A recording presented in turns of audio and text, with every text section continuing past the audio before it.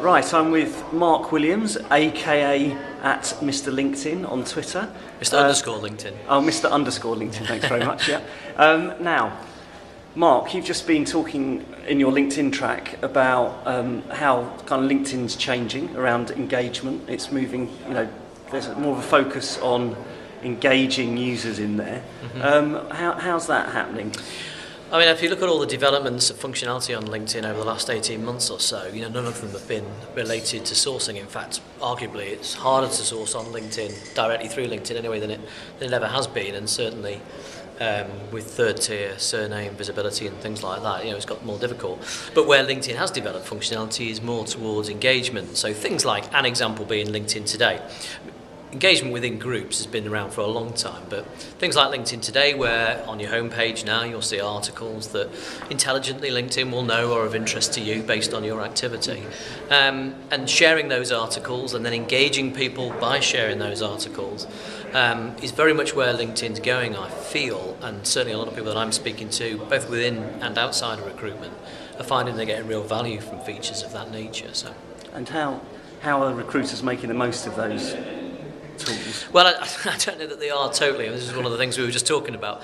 I think they may be using and they may be sharing things that they see that they think might be of interest. I think a lot aren't. I think majority of recruiters are still using LinkedIn as a broadcast tool, so they're just posting jobs constantly. But those that aren't are sharing articles that they think might be of relevance to their network.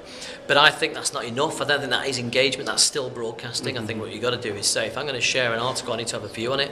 First off, I need to have read it. I mean, half the time people just go, out of laziness, that might be of interest by its title. I'll share that, and of course it might not be. It may be a complete load of rubbish. And if it is a complete load of rubbish, great, but say so, because you've read it, and then say, my view on this is. Then you're going to get comments coming back. Then you're starting to interact and engage with people.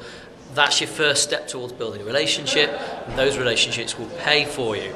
They may be candidates, they may be clients, but they're more likely to be people that are going to refer people to you, and that, I think, is where the real power of LinkedIn lies. And we also were talking in the back channel through your session, we're looking at the value of networks and whether it's a numbers game or whether, we're talking about some research that was saying smaller networks have more value. For recruiters, is it a numbers game? Is it a small network? Well, as a free user, obviously the size of your network determines how many people you can see, although obviously you can search from outside LinkedIn and public profiles, but certainly searching within LinkedIn you are restricted by the size of your network, so you can totally see why recruiters would want to build large networks. And I'm not saying there's anything wrong with that, but the research that was done at Harvard, what it actually said, there were three types really of networks, and one is sort of close-knit networks, i.e. connecting only people that you know well, which of course is what LinkedIn say you should do. Then the second group they looked at were people that went a bit further than that and connected with people that, not necessarily those that they knew well, but or they would connect with those people, but a few more people than that, and use those people as ways of introducing themselves to new people. And then the third category was those that connect with as many as they possibly can. What they actually found was the most successful group in terms of business success, and we're not talking about recruiters here, this is all kinds of people in all sorts of different roles.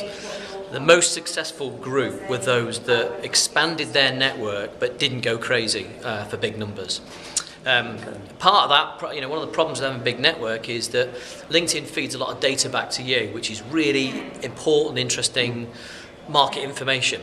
And if you get too much, you just get lost in it. And obviously there are benefits in having a lot of connections in terms of visibility. Downside is you get lost in all that information. So I'm not saying there's a right and wrong to that. It's just very interesting to see how that research worked.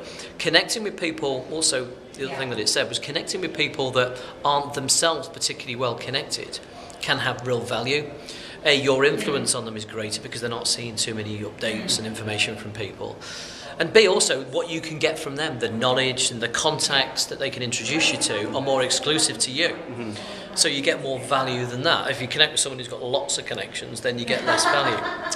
Not in terms of visibility, for sure, but in terms of how else you use your network. So I thought it was really interesting, and as I say, personally, I have a lot of connections, but I do have like an inner circle, and I tag them as such.